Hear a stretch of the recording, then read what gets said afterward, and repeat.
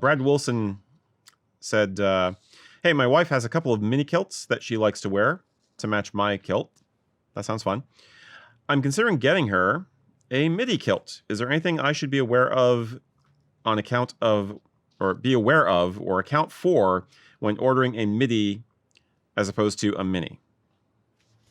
I mean, this is product centric, but it is important because we're getting a lot of inquiries about these. Yeah, a lot of women are asking about products and have asked about products.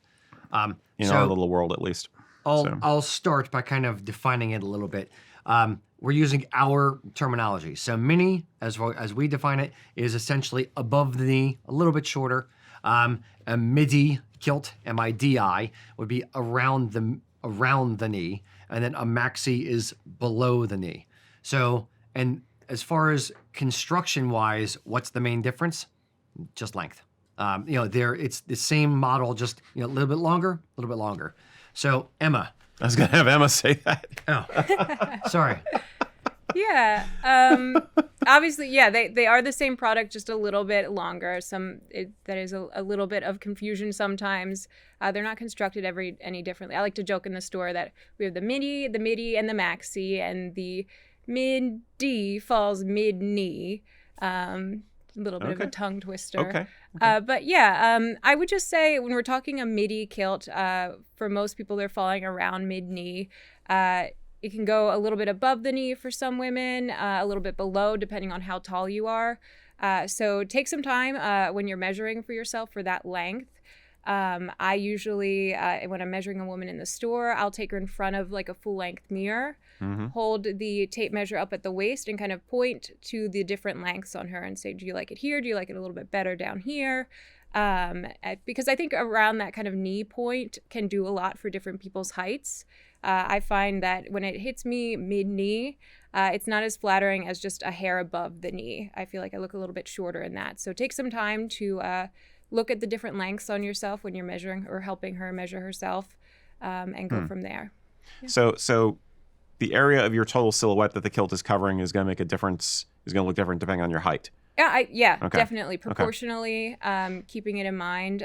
We talk about the towel trick when you're measuring for a kilt. I was going to ask if you use that. Yeah, if you could use the towel as well. You're just folding it for the length that you're thinking of, getting an idea of how that looks on you, and how it makes your legs look, how tall it makes you look, that kind of thing.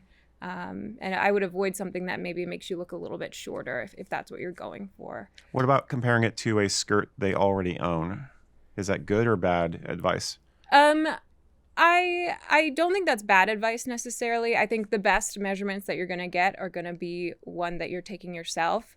If you have a skirt and you're like, I love the way this skirt falls on me, I'm going to put it on while I measure myself down, kind of get an idea for that.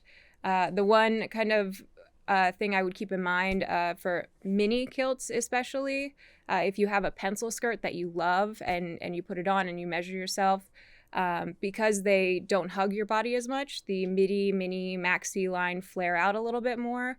You won't necessarily get as much coverage as you're feeling when you're wearing a tighter fitting skirt. Okay. So keep that in mind. What I usually say is measure from the front, and then maybe try measuring from the back and seeing where 14 inches or whatever you choose there, 16 inches, 20 inches falls on you. 14, yeah, I mean. Okay. Back to the Britney Spears thing. Yeah.